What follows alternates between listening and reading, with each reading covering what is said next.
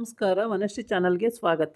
ತಂದಾಯಿತು, ಬನ್ನಿ ಇವತ್ತು ಪವಾಡ ಪುರುಷ ಸೀರಿಯಲ್ಲಿ ಹೇಗೆ ಮೂವ್ ಆಗುತ್ತೆ, ಏನು ಸ್ಟೋರಿ ನೋಡೋಣ. ಅದಕ್ಕಿಂತ ಮುಂಚೆ ನನ್ನ ವೀಡಿಯೋಕ್ಕೆ ಸಬ್ಸ್ಕ್ರೈಬ್ ಮಾಡಿಲ್ಲ ಅಂದರೆ ದಯವಿಟ್ಟು ಸಬ್ಸ್ಕ್ರೈಬ್ ಮಾಡ್ಕೊಳ್ಳಿ, ಹಾಗೆ ಒಂದು ಲೈಕ್ ಕೊಡಿ. ಬಾಳು ಮತ್ತು ಅವನ ಗ್ಯಾಂಗು ಕುರಿ ಕಾಯೋದಕ್ಕೆ ಅಂತ ಬೇರೆ ಊರಿಗೆ ಹೋಗಿರ್ತಾರೆ. ಅಲ್ಲಿ ಇವನು ಸಂಧ್ಯನೂ ಹೋಗಿರ್ತಾನೆ ಅಲ್ಲಿಗೆ. ಅವ್ರ ಜೊತೆ ಕೆಲಸ ಏನು ಇಲ್ಲ ಅಂದ್ಕೊಂಡು ಬಾಳು ಜೊತೆ ಹೋಗಿರ್ತಾನೆ. ಬಾಳು ಜೊತೆ ಹೋಗಿ ಅಲ್ಲಿ ಕುರಿ ಕಾಯ್ತಾ ಇರ್ತಾರೆ. ಅಲ್ಲಿಗೆ ಆ ಊರಿನ ರಾಜ ಬಂದು ಗಲಾಟೆ ಮಾಡಿಸ್ತಾನೆ ಜನ ಬಿಟ್ಟು. ಆವಾಗ ಕುರಿ ಮಂದೆನೆಲ್ಲ ಎಳ್ಕೊಂಡು ಹೋಗಿ ಪಾಪ ಅವಕ್ಕೆಲ್ಲ ಹಿಂಸೆ ಕೊಟ್ಟು ಆ ಥರ ಎಲ್ಲ ಮಾಡಿದಾಗ ಇವನಿಗೆ ಬಾಳಿಗೆ ತುಂಬ ಸಿಟ್ಟು ಬಂದುಬಿಡುತ್ತೆ. ಫಸ್ಟೇ ಇವನು ಪವಾಡ ಪುರುಷ, ಪ್ರತಿಯೊಂದಕ್ಕೂ ಪವಾಡದಲ್ಲೇ ಎಲ್ಲ ಮಾಡಿಬಿಡ್ತಾನೆ. ಅಂಥದ್ರಲ್ಲಿ ಇವನು ಆ ಥರ ಆ ರಾಜ ಮಾಡಿಬಿಟ್ರೆ ಸುಮ್ಮನೆ ಎದ್ಬಿಡ್ತಾನ. ಅವನು ಕುದುರೆ ಮೇಲೆ ಬಂದು ಆ ಪ್ಲೇಸ್ ಇನ್ಸ್ಪೆಕ್ಷನ್ ಮಾಡಿ ಅಲ್ಲಿ ಆ ಕುರಿಗಳನ್ನೆಲ್ಲ ತಡೆ ಹಿಡ್ದು ಅವುಗಳಿಗೆ ಹಿಂಸೆ ಕೊಟ್ಟು ಎಲ್ಲ ಮಾಡೋದನ್ನು ಬಾಳು ನೋಡೋಕ್ಕೆ ಸಹಿಸ್ಕೊಳಕ್ಕೆ ಆಗೋದೇ ಇಲ್ಲ. ಆವಾಗ ಏನು ಮಾಡ್ತಾನೆ, ಅವ್ರಿಗೂ ಇವ್ರಿಗೂ ಸ್ವಲ್ಪ ಜಗಳ ಕೂಡ ಆಗುತ್ತೆ, ಹೊಡೆದಾಟ ಕೂಡ ಆಗುತ್ತೆ. ಸಂಧಿಂಗಿ ಸಿಕ್ಕಾಪಟ್ಟೆ ಹೊಡಿತಾರೆ. ಬಾಳುನು ಅಷ್ಟೇ ಆ ಕಡೆ ಈ ಕಡೆ ಎರಡು ಕಡೆನೂ ಬ್ಯಾಲೆನ್ಸ್ ಮಾಡಿ ಹೊಡಿತಾನೆ. ಹೀಗೆ ಇವ್ರದ್ದೆಲ್ಲ ಇದಾಗುತ್ತೆ. ಆ ರಾಜ ಬಂದು ಕುದುರೆ ಮೇಲೆ ಏನು ಸವಾರಿ ಬಂದುಬಿಟ್ಟು ನಮ್ಮೂರಿಗೆ ಕುರಿ ಮಂದೆ ಕರ್ಕೊಂಡು ಬಂದಿದ್ದೀರಾ ಅಂತೇಳಿ ಬೈತಾನೆ. ಬಾಳು ಮನೆಯಲ್ಲಿ ಹೆಂಗೋ ಒಂದು ಕೆಲಸ ಅಂತ ಹೋದ್ನಲ್ಲ, ಬಾಳು ದುಡಿಮೆ ಮಾಡ್ಕೊಂಡು ಬರ್ತಾನೆ ಇನ್ನು ಅಂತೇಳ್ಬಿಟ್ಟು ಅವರು ಏನೋ ಯೋಚನೆ ಮಾಡ್ತಿರ್ತಾರೆ ಅಲ್ಲಿ. ಈ ಕಡೆ ಇವನು ಬಾಳು ಎಲ್ಲೇ ಹೋದ್ರೂ ಅವನಿಗೆ ಏನಾದರೂ ಒಂದೊಂದು ಸಮಸ್ಯೆ ತಂದು ಇಟ್ಬಿಡ್ತಾರೆ. ಇಲ್ಲಿ ಜಗಳ ಆಡೋ ಅಂಥ ದೃಶ್ಯ ಆಗಲಿ, ಇನ್ನೊಂದೇನೋ ಆಗಲಿ, ಏನಾದ್ರು ಒಂದೊಂದು ಸಮಸ್ಯೆಗಳು ಅಲ್ಲಿ ಉದ್ಭವ ಆಗಿಬಿಡ್ತವೆ. ಹಾಗಾಗಿ ಅವನಿಗೆ ಟೆನ್ಷನ್ ಮೇಲೆ ಟೆನ್ಷನ್ ಆಗುತ್ತೆ. ಆದರೆ ಬಾಳು ಕೂಲಾಗೇ ಇರ್ತಾನೆ. ಅವನು ಯಾವ ಟೆನ್ಷನ್ನು ಮಾಡ್ಕೊಳ್ಳಲ್ಲ. ಮನೆಯವ್ರದ್ದು ಅಷ್ಟೇ ಟೆನ್ಷನ್ ಮಾಡ್ಕೊಳ್ತಾರೆ, ಬಾಳು ಏನೂ ಟೆನ್ಷನ್ ಮಾಡ್ಕೊಳ್ಳಲ್ಲ. ಆಮೇಲೆ ಬಾಳು ಜೊತೆ ಹೋದವರು ಗಾಬರಿ ಪಡ್ತಾರೆ. ಅಯ್ಯೋ ನಮ್ಮ ಕುರಿಗಳನ್ನೆಲ್ಲ ಹಾಳು ಮಾಡಿಬಿಟ್ರು, ಹಂಗೆ ಮಾಡಿಬಿಟ್ರು, ಹಿಂಗೆ ಮಾಡಿಬಿಟ್ರು ಅಂತ ಚಿಂತೆ ಮಾಡೋಕತ್ತಾರೆ. ಚಿಂತೆ ಮಾಡೋಕತ್ತಿರೋ ಅವನೇನು ಯೋಚನೆ ಮಾಡಲ್ಲ ಬಾಳು.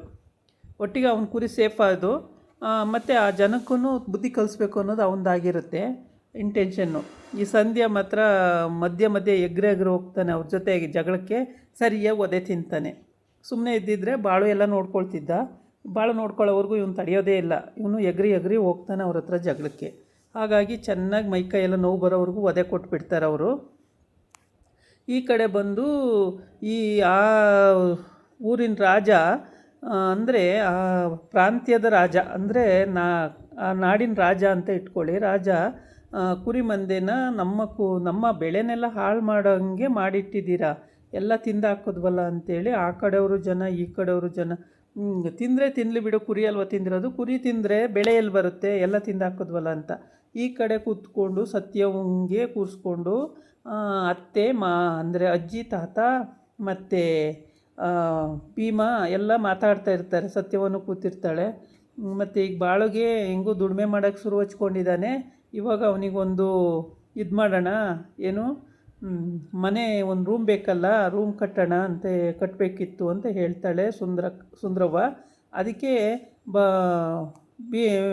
ಬಾಳು ಅಪ್ಪ ಹೌದಾ ಒಂದು ಮನೆಯೇ ಕಟ್ಬಿಡೋಣ ಬಿಡು ಅಂತ. ಈಗ ಮನೆ ಅಗತ್ಯ ಇಲ್ಲ, ಭೀಮನ ಮದುವೆ ಆಗಲಿ, ಈಗ ಒಂದು ರೂಮ್ ಕಟ್ಟಿದರೆ ಸಾಕಾಗುತ್ತೆ ಅಂತ ಹೇಳ್ತಾಳೆ. ನಿಮಗೆ ಗೊತ್ತಿರುತ್ತೇನೋ ನೀವು ಕಟ್ತೀರಿ ಅಂತ ನಾನು ಸುಮ್ಮನಾದೆ ಅಂತ ಹೇಳ್ತಾಳೆ. ನೀನು ಆವಾಗಲೇ ಹೇಳಿದರೆ ಅದು ಕಟ್ಬಿಡ್ಬೋದಾಗಿತ್ತು ಅಂತ. ಆಮೇಲೆ ಇವರು ಓಡಿ ಬಾಳನ ಕಡೆಯವರೆಲ್ಲ ಓಡಿ ಬಂದು ಒಂದು ಕಡೆ ಎಲ್ಲ ನಿಂತ್ಕೋತಾರೆ. ನಿಂತ್ಕೊಂಡು ನಾವು ಸೇಫ್ ಆದ್ವಪ್ಪ ಅಂತೇಳಿ ಮಾತಾಡ್ಕೋತಾ ಇರ್ತಾರೆ. ಸಂಧಿಂಗೆ ಅಂತೂ ಚೆನ್ನಾಗಿ ಒದೆ ಬಿಡ್ತಿರ್ತಾರೆ. ಅಂದರೆ ಇವನು ಎಗ್ರಿ ಹೋಗೋದು ಜಾಸ್ತಿ, ಎಲ್ಲ ಕಡೆನೂ ನಾನೇ ಮೇಯ್ನು ಅನ್ನೋಂಗೆ ಎಗ್ರು ಹೋಗ್ತಾನೆ, ಒದೆ ತಿಂತಾನೆ, ಇದೇ ಮಾಡ್ಕೊಂಡು ಬರೋದು ಇವನು ಯಾವಾಗಲೂ. ಬಾಳು ಮಾತ್ರ ಅವನು ಒದೆ ತಿನ್ನೋದಿಲ್ಲ, ಏಕೆಂದರೆ ಅವನು ಪವಾಡ ಪುರುಷ, ಕಂಡುಬಿಟ್ರೆ ಸಾಕು ಎಲ್ಲ ಉಡಿಶು ಆ ಥರ ಅವನದು. ಹಂಗಾಗಿ ಇರಲಿ ಇವ್ರಿಗೆ ಬುದ್ಧಿ ಕಲಿಸ್ತೀನಿ ಅಂತ ಬಾಳು ಮನಸ್ಸಲ್ಲೇ ಅಂದ್ಕೊಂಡಿರ್ತಾನೆ. ಅಂದ್ಕೊಂಡು ಸುಮ್ಮನೆ ಆಗಿರ್ತಾನೆ. ಯಾರಿಗೂ ಬಾಯ್ಬಿಟ್ಟು ಹೇಳಲ್ಲ, ಅವನು ಏನೇ ಮಾಡೋದಾದರೂ ಬಾಯ್ಬಿಟ್ಟು ಹೇಳಲ್ಲ. ಇಲ್ಲಿ ಹೊಡೆದಾಡೇ ಬಿಡ್ತಾರೆ ಅವರು ಇವರು ಎಲ್ಲ ಇದು ಮಾಡಿಕೊಂಡು ಹೊಡೆದಾಡಿ. ಆಮೇಲೆ ಆ ಗೌಡನ್ನ ಆ ಕಾಡಲ್ಲೇ ಒಂದು ಕಡೆ ಕೂರಿಸ್ಕೊಂಡು ಅಲ್ಲಿ ಕುಡಿಯೋಕ್ಕೆ ನೀರೆಲ್ಲ ಇಟ್ಕೊಂಡು, ಸೇವಕರು ಬೇರೆ, ಅವ್ನ ಕೈಕಾಲು ಇಚ್ಚೋದು ಬೇರೆ, ಅವನಿಗೆ ಮಸಾಜ್ ಮಾಡೋದು ಬೇರೆ, 3-4 ಜನ ಎಲ್ಲ ಸೇರಿಕೊಂಡು ಮಸಾಜ್ ಮಾಡ್ತಾರೆ. ಮೈಕೈ ನೋವಾಗ್ಬಿಟ್ಟಿದೆ ಅಂತೇಳ್ಬಿಟ್ಟು ಈ ಗಲಾಟೆನಲ್ಲಿ ಅವನಿಗೂ ಸುಸ್ತಾಗಿದೆ ಅಂತ. ಆದರೆ ಬಾಳುಗೆ ಯಾರೂ ಆ ಥರ ಮಾಡಲ್ಲ, ಏಕೆಂದರೆ ಬಾಳು ಸಾರ್ವಜನಿಕರ ಥರನೇ ಎಲ್ಲ ಕಡೆ ಓಡಾಡ್ತಿರ್ತಾನೆ. ಅವನು ಅದೇ ಬೇಕು ಇದೇ ಬೇಕು ಅಂತ ಯಾವುದೂ ರಿಸ್ಟ್ರಿಕ್ಷನ್ ಇಲ್ಲ, ಎಲ್ಲದಕ್ಕೂ ಓಕೆ ಅಂತಾನೆ ಬಾಳು. ಅವನದು ಒಂಥರ ಎಲ್ಲ ನಮ್ಮವರು, ಬಡವರಾಗಲಿ ಶ್ರೀಮಂತರಾಗಲಿ ಎಲ್ಲ ನಮ್ಮವರು ಅನ್ನೋದು ಒಂದು ಇಂಟೆನ್ಷನ್ನು. ಹಾಗಾಗಿ ಅವನು ಅದೇ ಆಗಬೇಕು ಇದೇ ಆಗಬೇಕು ಅಂತ ಅವನೇನು ಕಾಯಲ್ಲ. ಹಾಗಾಗಿ ಎಲ್ಲ ಓಡೋಡಿ ಅವರಿಂದ ತಪ್ಪಿಸ್ಕೊಂಡು ಓಡೋಡಿ ಬುತ್ತಿ ಎಲ್ಲ ಕಟ್ಕೊಂಡು ಹೋಗಿರ್ತಾರೆ ಕುರಿ ಮಂದೆ ಕಾಯೋದಕ್ಕೋಸ್ಕರ. ಎಲ್ಲ ಓಡೋಡಿ ಬರ್ತಾರೆ.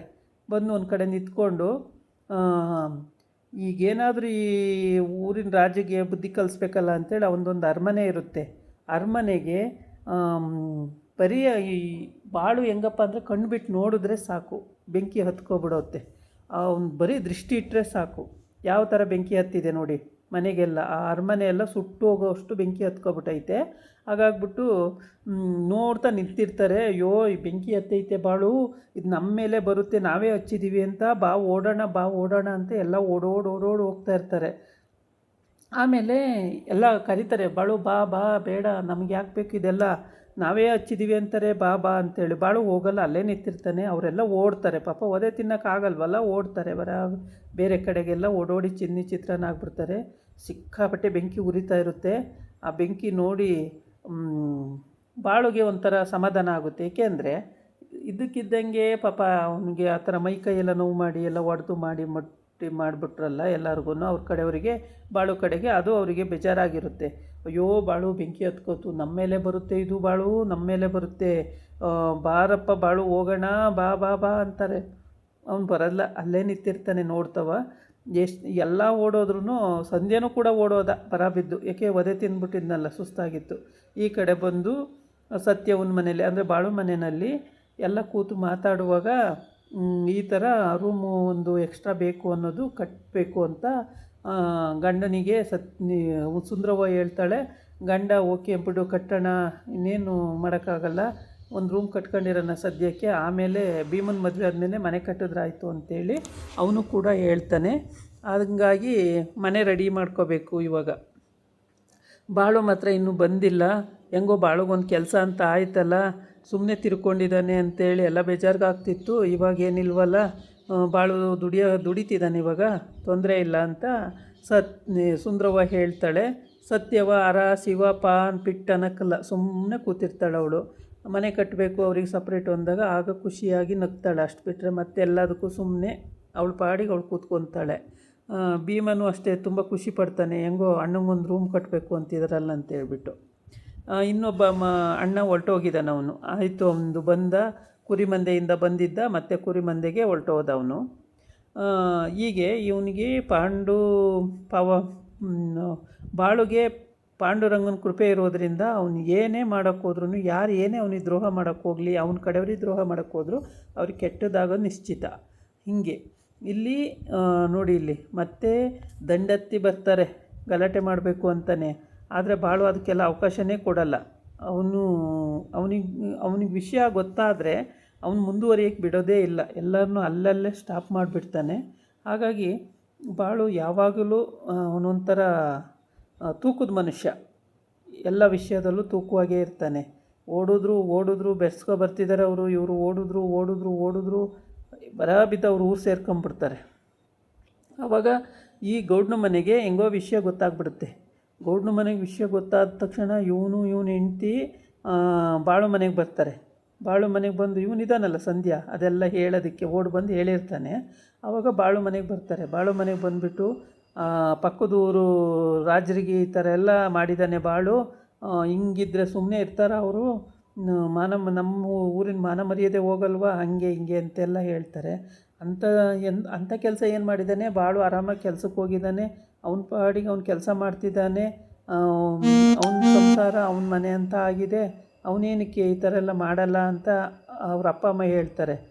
ಅಪ್ಪ ಹಂಗೆ ಹೇಳ್ತಾನೆ. ಆವಾಗ ಸಂಧ್ಯಾ ಹೇಳ್ತಾನೆ, ಇಲ್ಲ ಸಂಧ್ಯಾನೂ ಹೋಗಿದ್ನಲ್ಲ ಜೊತೆಗೆ, ಅವನು ಕೇಳಿ ಅಂತ. ಸಂಧ್ಯಾ ಯಾಕೆ ಹೋದ ಅವ್ರ ಜೊತೆಗೆ ಅಂತ ಕೇಳ್ತಾನೆ. ಅವನಿಗೇನು ಕೆಲಸ ಇರಲಿಲ್ಲ, ಅವ್ರ ಜೊತೆಗೆ ಬಾಳು ಜೊತೆಗೆ ಹೋಗಿದ್ದ ಅಂತ ಹೇಳ್ತಾರೆ.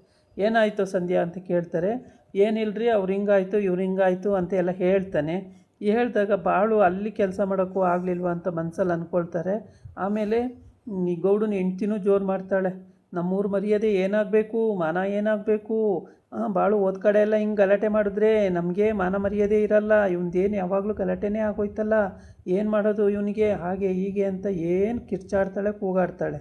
ಅದೆಷ್ಟೇ ಕಿರ್ಚಾಡಿದ್ರು ಕೂಗಾಡಿದ್ರು ಸುಂದರವ್ವ ಬರಲಿ ಅವನು ವಿಚಾರಿಸೋಣಂತೆ, ಅವನಂಗೆಲ್ಲ ಮಾಡೋಣ ಅಲ್ರಿ, ಅವನೇ ಅದಕ್ಕೆ ಹಂಗೆ ಮಾಡ್ತಾನೆ, ಅವ್ನ ಕೆಲಸಕ್ಕೆ ಅಂತ ಹೋಗವನೆ, ಅವನು ಹಂಗೆಲ್ಲ ಮಾಡಲ್ಲ, ಅವ್ನಿಗೆ ಯಾರ್ಯಾರು ತೊಂದರೆ ಕೊಟ್ಟರೆ ಮಾತ್ರ ಅವ್ನು ತಿರಿ ಬೀಳ್ತಾನೆ, ಇಲ್ಲಾಂದ್ರೆ ಅವನು ಏನೂ ಮಾಡಲ್ಲ ಅಂತ ಸುಂದರವ್ವ ವಹಿಸ್ಕೊಂಡೇ ಮಾತಾಡ್ತಾಳೆ, ಬಿಟ್ಕೊಡಲ್ಲ ಅವಳು. ಆದರೆ ಗೌಡ್ನ ಹೆಂಡ್ತಿ ಜೋರು ಮಾಡ್ತಾನೆ ಇರ್ತಾಳೆ.